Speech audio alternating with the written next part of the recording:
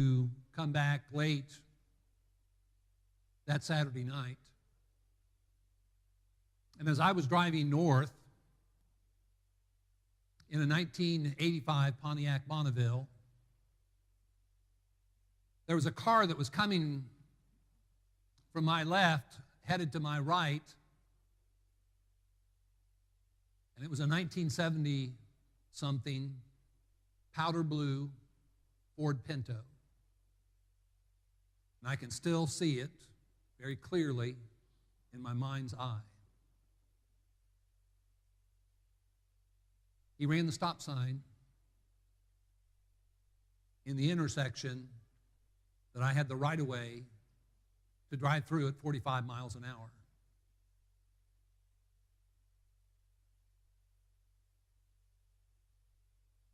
My wife and I were taken to the hospital that night.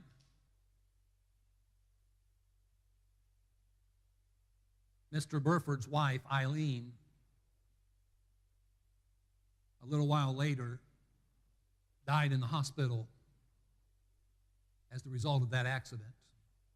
She was sitting on the passenger side that I had hit broadside that Saturday night.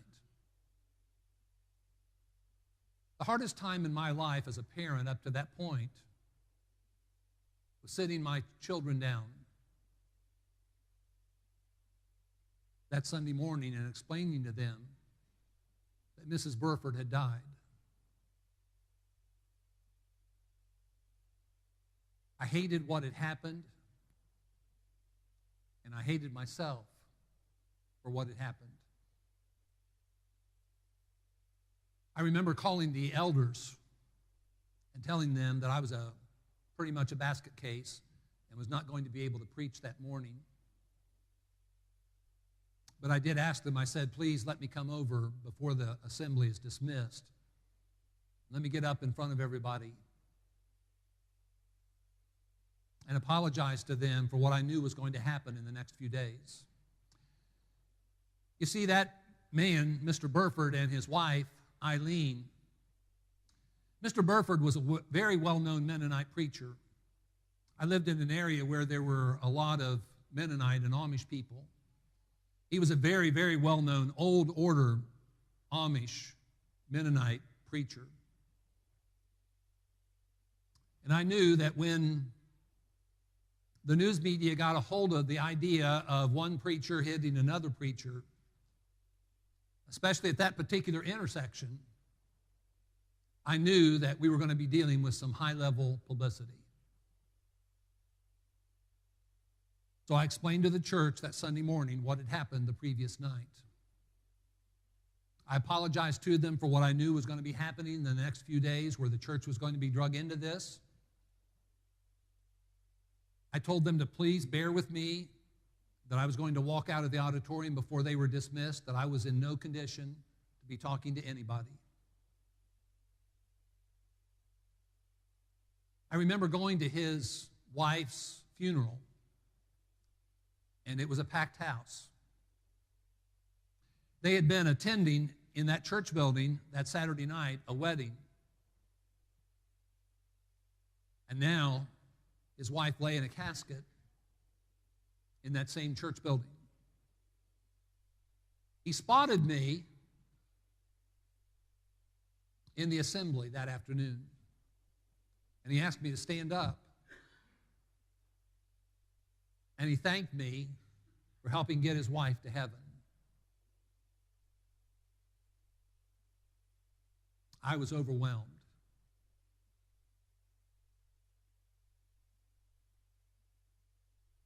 About 2 years later, our youngest daughter, who was 10 years old, was diagnosed with hydrocephalus, which is a condition basically where you have too much fluid in your brain. It's not a highly unusual neurological issue to deal with. However, I was told at that time it was odd to diagnose that in a 10-year-old child.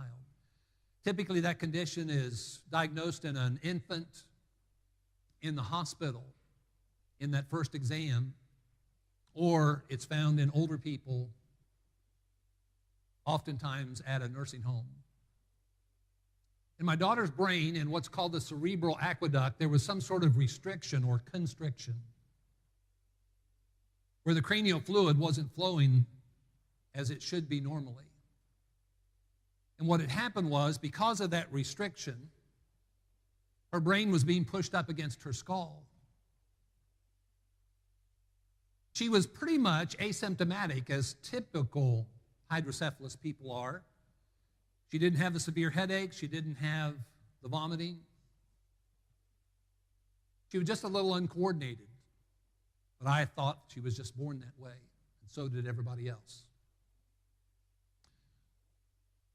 So that summer that she was 10 years old, she had 5 brain surgeries because everything that could go wrong went wrong. We ended up having to take her to Rainbow Baby and Children's Hospital in Cleveland, Ohio, which is a part of the University Hospitals of Cleveland, one of the most outstanding children's hospitals in the world.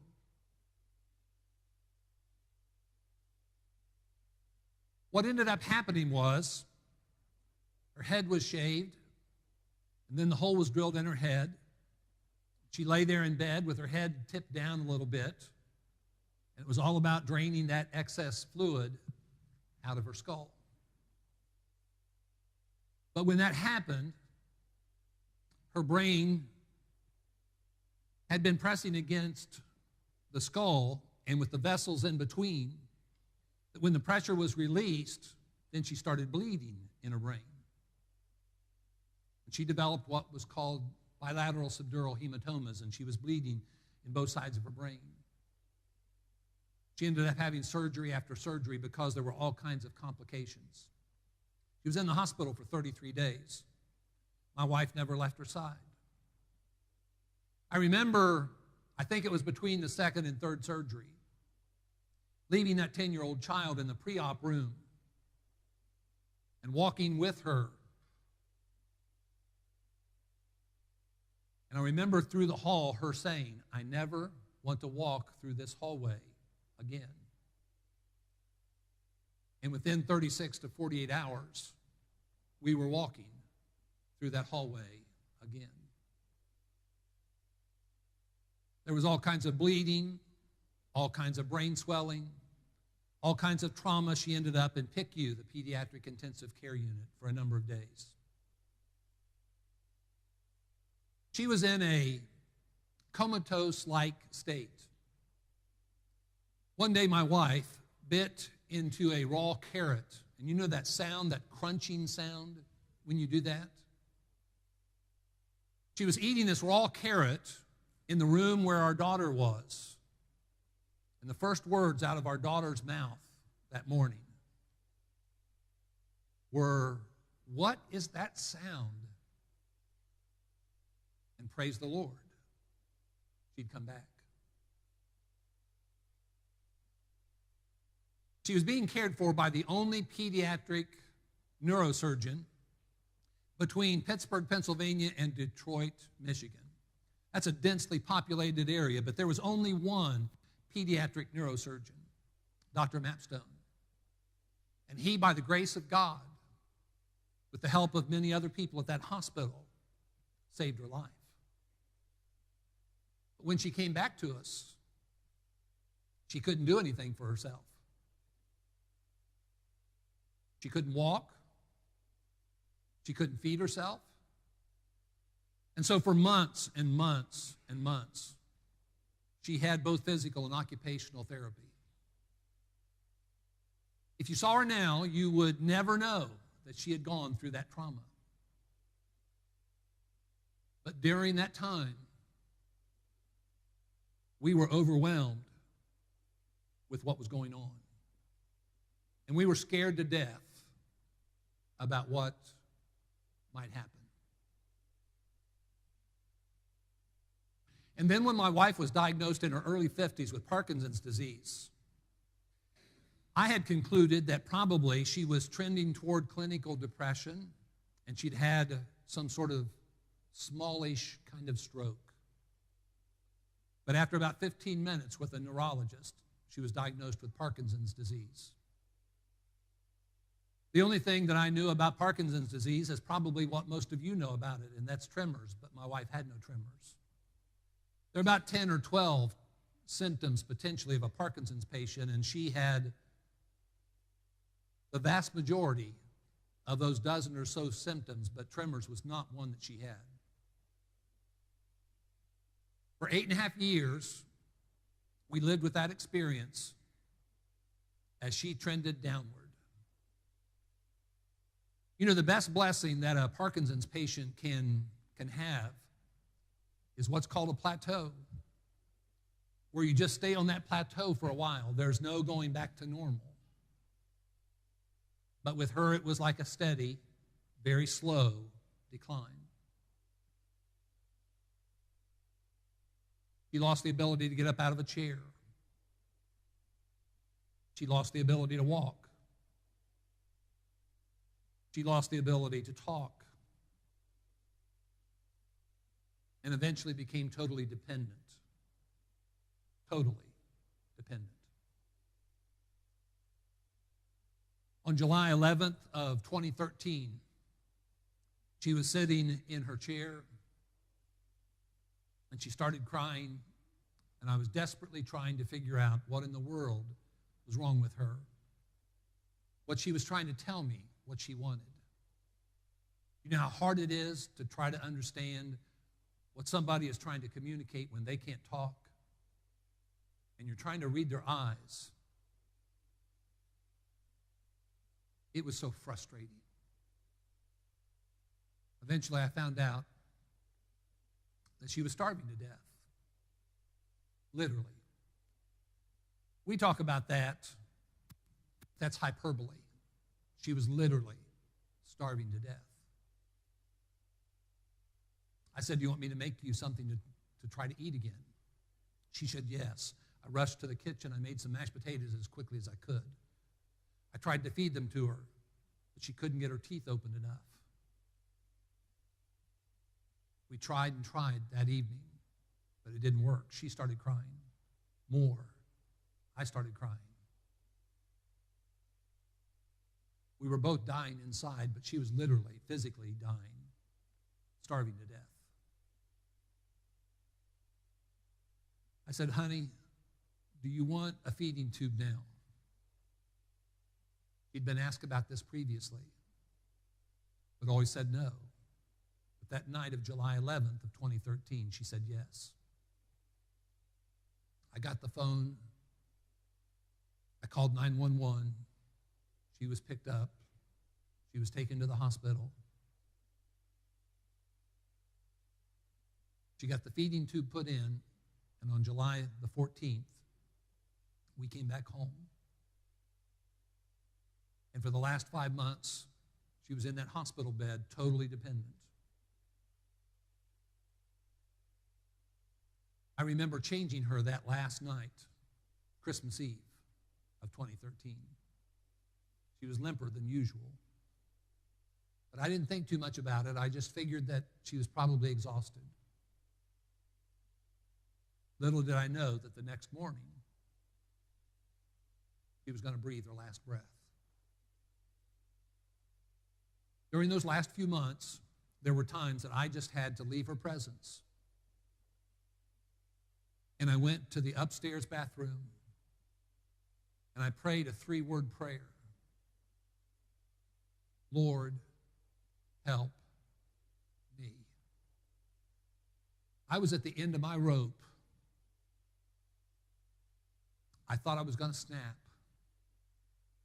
I was overwhelmed.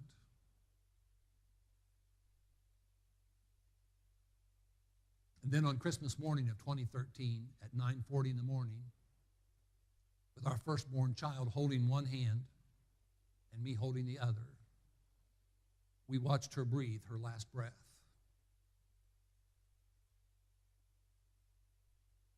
You know, life is not always what we desire. Life is not always what we deserve either. Sometimes life bites, and it's harsh, and it's cruel. And that's why there are times in our life that we just feel overwhelmed. When my heart is overwhelmed, Psalm 62, lead me to the rock that is higher than I. What's it mean to be overwhelmed? I started looking for a definition I could use because, sometimes we just assume that we know words and we know what they mean.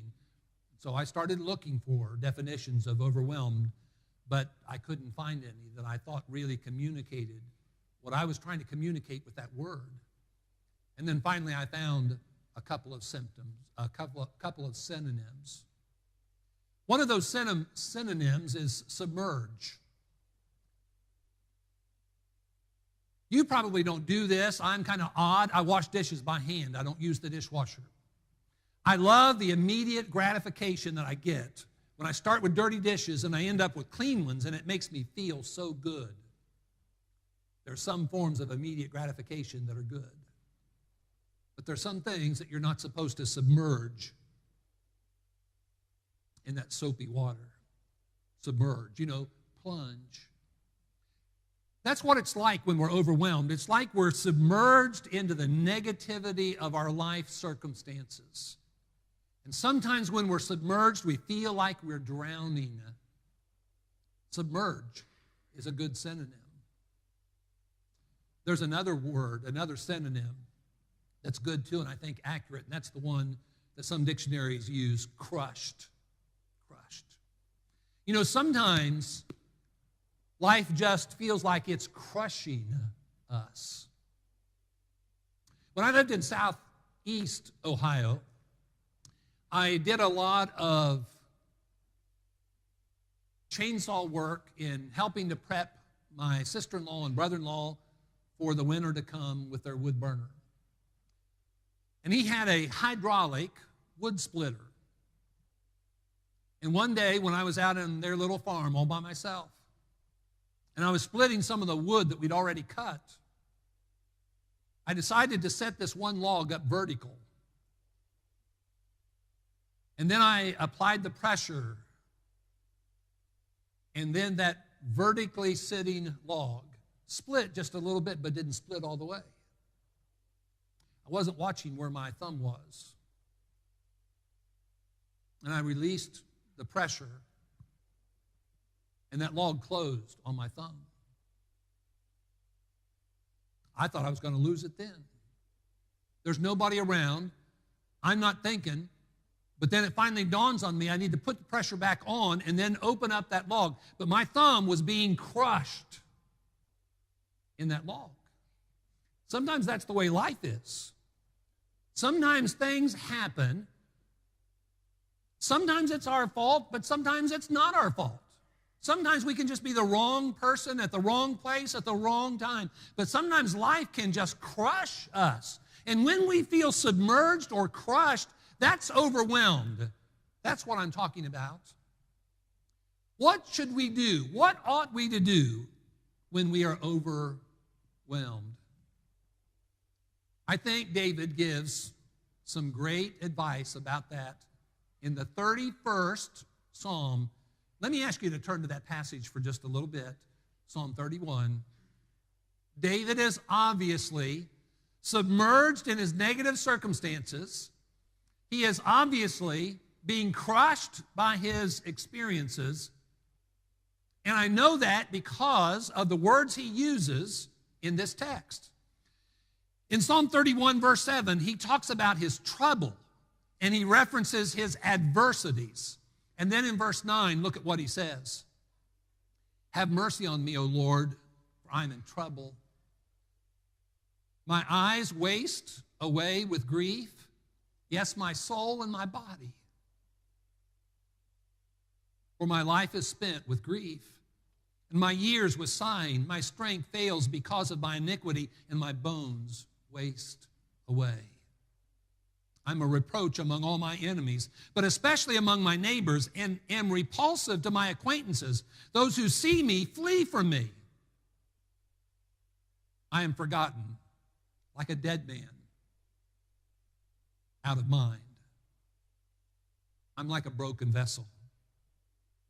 For I hear the slander of many. Fear is on every side. While they take counsel against me, they scheme to take away my life.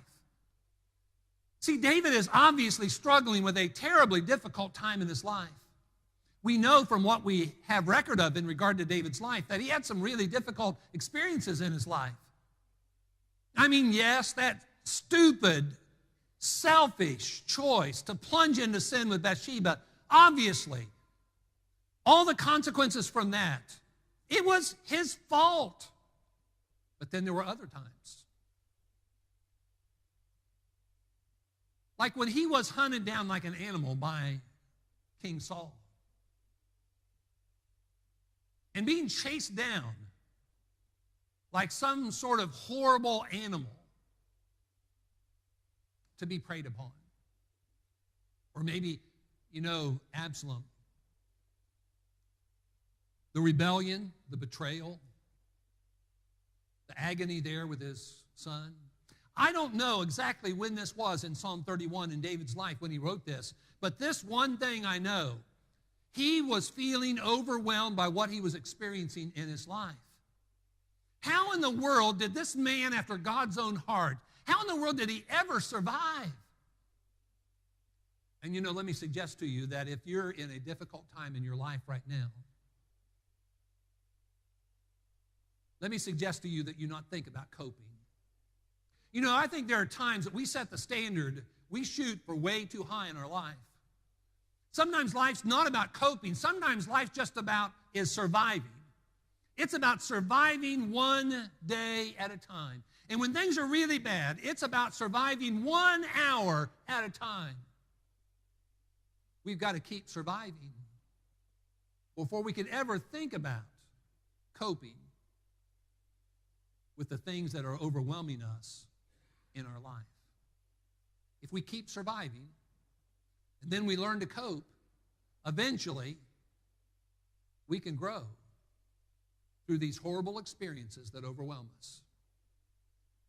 How in the world did David ever survive this horrible time in his life? Let me suggest to you that we see, I think, some things here. Number one, he trusted God. That's what we need to do in our life. When we are overwhelmed with our circumstances and what we're dealing with in our life, the number one most important thing is we've got to remind ourselves, I've got to trust God. Look at this. Look at verse 1. In you, O Lord, I put my trust. Drop down to verse 6. David said, I have hated those who regard useless idols, but I trust in the Lord. And then look at verse 14. But as for me, I trust in you, O Lord. I say, you are my God. What does it mean to trust in the Lord? Interestingly, there is a pretty well-known quote in this psalm that I think really capsulizes what trusting the Lord is all about. Look at verse 5. Into your hand I commit my spirit. Remember Jesus on the cross? Wholly trusting in God at that critical time in his life. Remember Stephen? He didn't deserve the stoning. He was doing the will of God. He was bringing those people face to face with the historical unfaithfulness of their people and of them. Their response to it was stoning him. He's being stoned to death. It says, into your hand I commit my spirit. That's trust. Think about when we need child care. And we take our child usually to the grandparents first because they're the cheapest child care. You take them to the grandparents and you drop them off. And grandma and grandpa are supposed to take care of them. We are wholly trusting in their cheap child care to do everything that our children need. Feed them, clean them up, keep watch on them, When necessary, take them to the ER room. You see, what we're doing is we're taking that child or those children and we're entrusting them to the care of somebody else. When you take a check to the bank, you turn that check over to those people. You're giving them your money. And you're trusting that they're going to take care of that money and that money's going to be there whenever you come back and you decide to reclaim it. That's a trust in trustment. And one of the more famous verses in the Bible deal with this theme and tell us a lot about trusting the Lord. Trust in the Lord with all of your heart. Do not lean on your own understanding. In all your ways acknowledge him, and he will direct your paths. Proverbs 3, verses 5 and 6.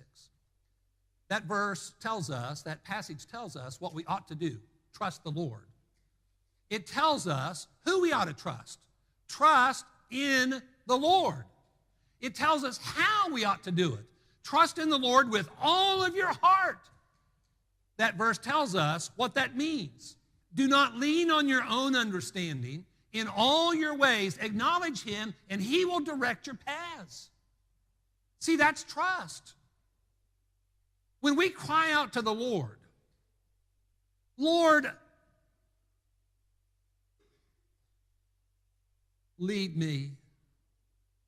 Lord, guide me. Lord, I don't have a clue about what to do. I'm scared. I'm overwhelmed. Lord, I need you. Please, please. Lord, help me. You know, when we're overwhelmed, our feelings are way up here. And the problem with our feelings being way up here is our ability to function rationally is down here. Who better to trust and seek direction from and help from than the Lord when we're overwhelmed with a set of circumstances? The very first thing that we need to remind ourselves about, when we are just overwhelmed by our life circumstances, whether expected or unexpected, we need to trust in the Lord. Let me suggest to you a second thing as well. In this same chapter, David knew that a key part of his survival was remembering the goodness of God in his life.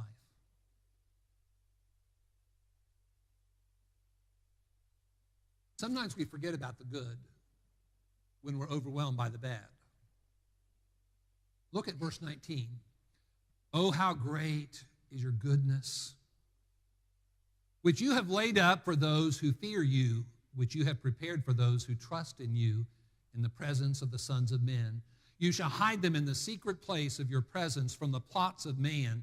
You shall keep them secretly in a pavilion from the strife of tongues. Blessed be the Lord, for he has shown me his marvelous kindness in a strong city. Did you notice that when David referenced divine goodness there in verse 19, he uses an adjective to inflate it? How great is your goodness. And then when he references the kindness of God down in verse 21, he talks about the marvelous kindness of God. See, when the Bible reveals to us qualities of the divine nature, they're often magnified, made pregnant, if you will, by adjectives. Because they're all awesome. They're amazing. They're incredible. They're unbelievable. God is glorious. God is majestic. He is beyond our full comprehension. So when we talk about his goodness, his kindness, it's off the chart.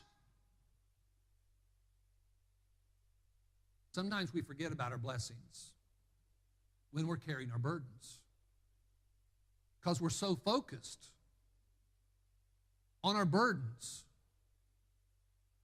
and the heaviness and the sense of being overwhelmed.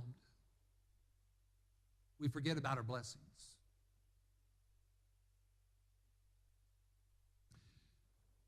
Back when Smurfs had its first round, I was a big fan and used to sit and watch with my kids Smurfs.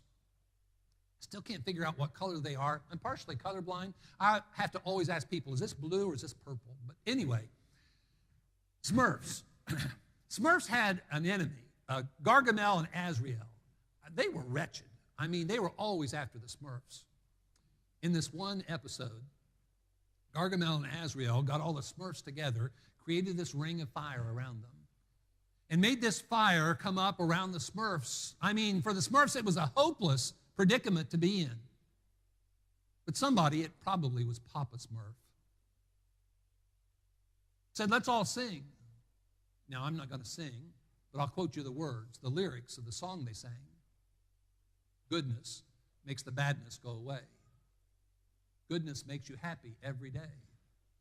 Badness cannot start when there's goodness in your heart. Goodness makes the badness go away.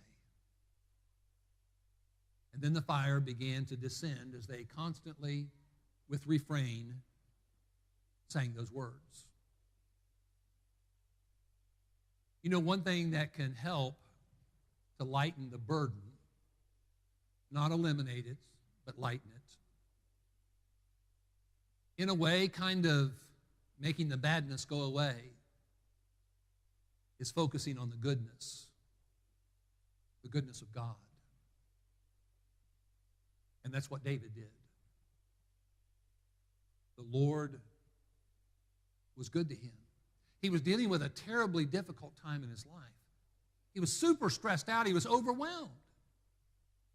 But he remembered the goodness of God in his life. I have my youngest daughter is an avid Facebooker. And when I first started Facebooking, which wasn't too long ago, I used to see this occasional hashtag that she did, blessed beyond measure. She's all the time, hashtag blessed beyond measure. And I thought to myself, you know, when I move and I get on Facebook, I'm going to one-up that girl, and I'm going to hashtag blessed beyond both measure and merit. Because we are. We're blessed beyond both measure and merit.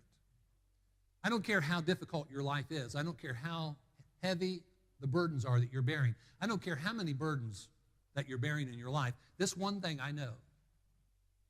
You're more blessed than you are burdened. We are always more blessed than we're burdened. We just have a hard time seeing those blessings and reflecting on those blessings when we are struggling so much with desperation with our burdens. We need to remember the goodness of God.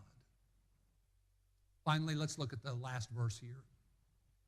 Well, maybe more accurately, the last two. Verse 23, "Oh, love the Lord, all his saints, for the Lord preserves the faithful and fully repays the proud person. Be of good courage, and he shall strengthen your heart, all you who hope in the Lord." You may have a footnote. Wait on the Lord. That's an interesting study, that phrase, wait on the Lord. I challenge you sometime to spend a good bit of time. Look at every time that phrase is in the Bible. You'll find it numerous times. Wait upon the Lord. We just sang a little bit ago about waiting on the Lord. There's a really good book called Those Who Wait, written by Rosemary McKnight. Rosemary and I were students together at Freed-Hardeman University. Great book, Those Who Wait. She does a great study of that phrase. So thoughtful and so reflective, so inspiring to read that book. There are times that we have to realize we're in God's waiting room. You know how it is when you go to the doctor. There's a reason why they call you a patient. You'd better have a lot of it when you go. You wait. Then they take you into another room, and then you wait more, don't you? Well, you know what I've gotten to do anymore is I don't want to wait and waste. So I always carry a bunch of stuff with me so I can constructively wait. You know, wait is a verb. It's an action word.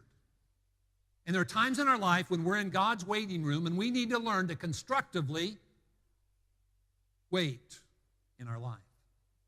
The struggle that we have with God sometimes is we want to function like a microwave. He's more like a crock pot. And so we struggle with that frustration. Things don't always happen like we want at our time. And that can be a real faith struggle. But you know what's good is sometimes feeling the pain that comes from the exercising. Would you open a cocoon before it's time? Would you crack an egg in an incubator before it's time? And what would happen if you did? The Lord knows, and the Lord has a time, but we don't have a clue often when that is. You know, one of the very familiar passages in the Bible is the end of the 40th chapter of Isaiah. I'll bet you've seen this at Hobby Lobby. Maybe you have it inscribed on some sort of home interior item in your house. But those who wait on the Lord shall renew their strength. They shall mount up with wings like eagles. They shall run and not be weary. They shall walk and not be faint. Kind of sad that we take that passage and we don't look at the context. Let me go up a few verses previous to that. What's Isaiah writing about? Why do you say, O Jacob, and speak, O Israel, my way is hidden from the Lord, and my just claim is passed over by my God?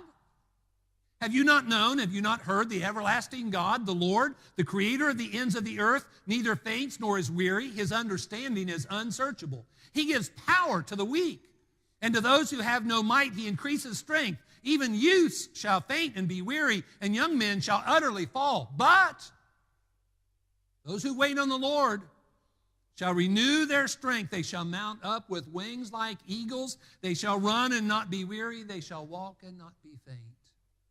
The passage is about God and how God gives strength to the weary. You know, this word renew, shall renew their strength, is a Hebrew word that actually means the idea of change. How does God change your strength? And how can we change our strength? Well, we have weakness.